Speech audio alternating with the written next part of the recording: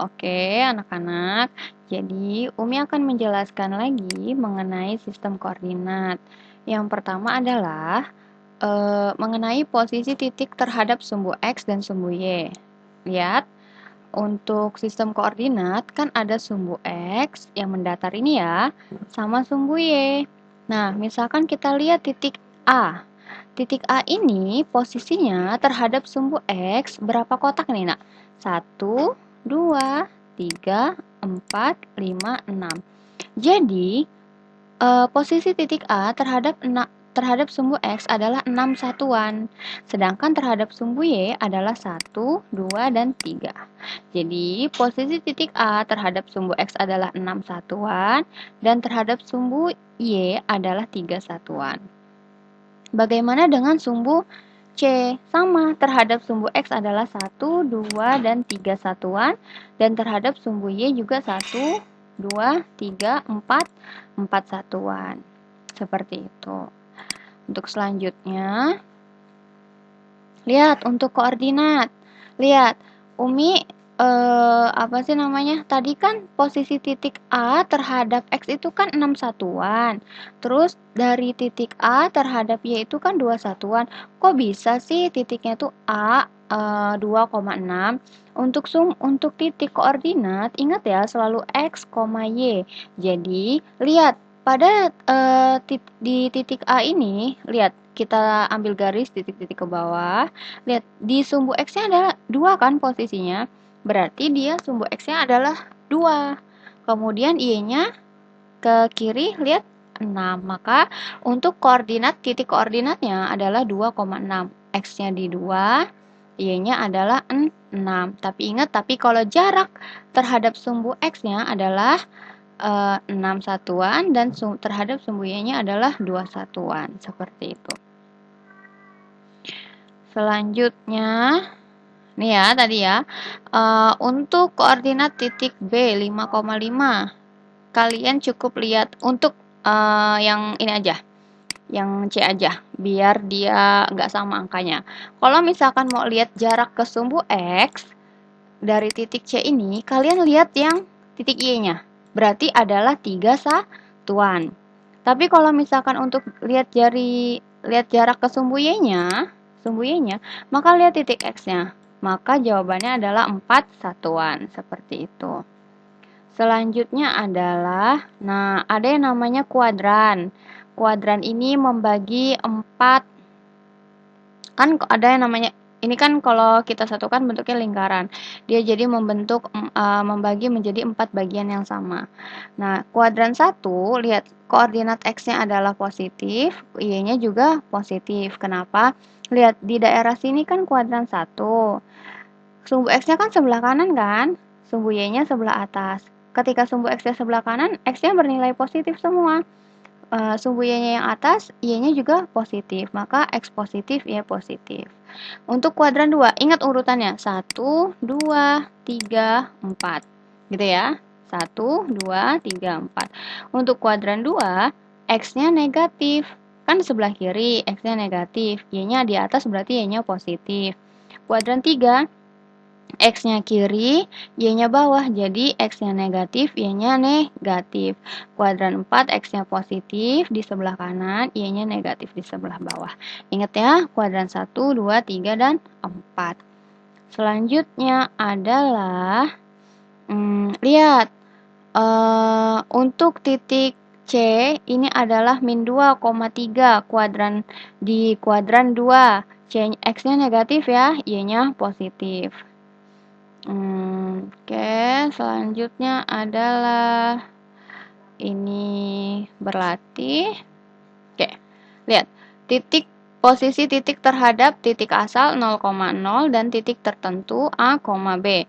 Lihat, misalkan ada denah perkemahannya ditulis dalam bentuk sistem koordinat atau koordinat kartesius. Nah, kalian anggap, bukan kalian anggap, tapi berdasarkan gambarnya bahwa titik pusatnya adalah di pos utama untuk sumbu 0,0 ya. Maksudnya titik koordinat 0,0. Lihat pos utamanya. Kita lihat pada pos 1. jarak pos 1 terhadap sumbu X adalah 5 satuan, lihat di titik Y-nya. Tetapi jarak pos 1 terhadap sumbu Y adalah 2 satuan, lihat di titik X-nya. Maka koordinat pos 1 adalah 2,5. Seperti itu. Jadi, posisi pos 1 adalah 2 satuan dari sumbu 2 satuan dari sebelah kanan sumbu Y dan 5 satuan di atas sumbu X gitu ya posisinya ya. Coba kita lihat kolam. Posisi kolam adalah 3 satuan di bawah sumbu X dan 3 satuan di sebelah kiri sumbu Y. Atau titik koordinatnya adalah min 3, min 3. Seperti itu. Kalian bisa lihat. Selanjutnya adalah gitu ya. Tadi yang seperti Umi jelaskan, perumahan lihat 6 satuan ke kanan dan 5 satuan ke atas.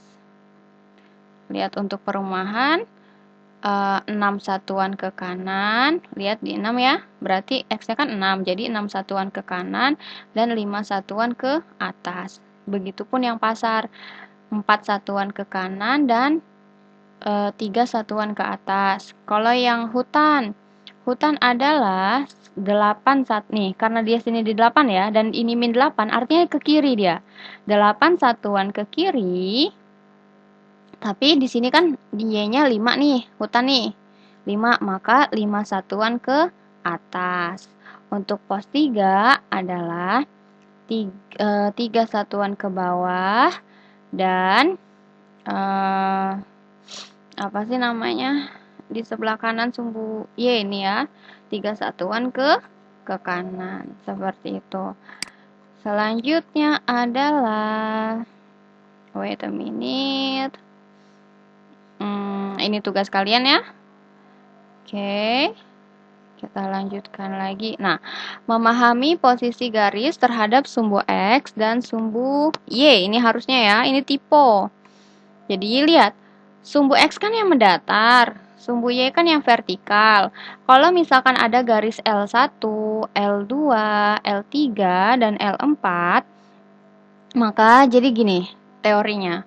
Jika garis L1 sejajar dengan garis sumbu X dan L2 juga sejajar dengan sumbu X, maka garis L1 sejajar dengan L2. Atau sebaliknya kayak gini. Garis L1 sejajar dengan garis L2 dan garis L2 sejajar dengan sumbu X, maka garis L1 juga sejajar dengan sumbu X. Umi kecepatan nggak ngomongnya? Oke, Umi lambatin ya. Jika garis L3 sejajar dengan sumbu X dan garis L3 juga sejajar dengan garis L4, maka garis L4 ini sejajar dengan sumbu X. Begitupun yang sumbu Y. Jika garis M3 sejajar dengan sumbu Y dan garis M3 sejajar dengan garis M4, maka garis M4 sejajar juga dengan dengan sumbu Y, seperti itu. Nah, kalau ini garis N1 berpotongan dengan garis N2, seperti itu. Jadi ada garis yang sejajar sama garis yang berpotongan. Nih ya. Oke, bisa dibaca. Nanti kalau misalkan Anda setelah penjelasan video ini atau setelah kalian baca bahan ajaran yang masih ada yang belum paham, bisa tanya Umi lagi. Selanjutnya adalah oke, lihat. Nih ya. Kalau misalkan